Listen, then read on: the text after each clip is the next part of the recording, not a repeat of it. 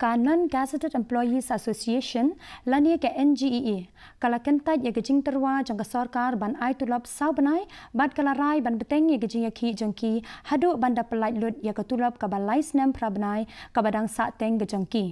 ka NGEA kala penlong ya kani Jingïakhih la shibanai khat sau sngi Haduh menta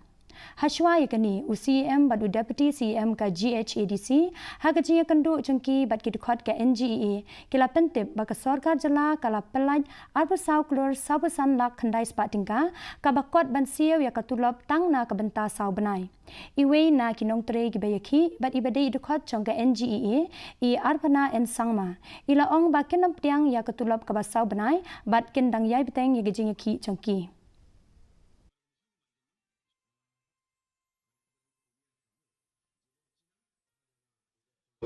On 18 August 2025, CEM and the Deputy CEM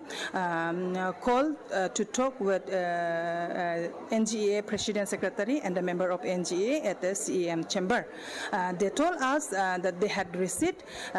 24 crores, 45 lakhs and 900 from state government, and they are ready to disperse our salary for 4 months. But in that, we are not accepting that 4-month salary, and we are continuing our agitation till that. Kipait ba nong song snong Jong ka snong ampreng Haribhoi district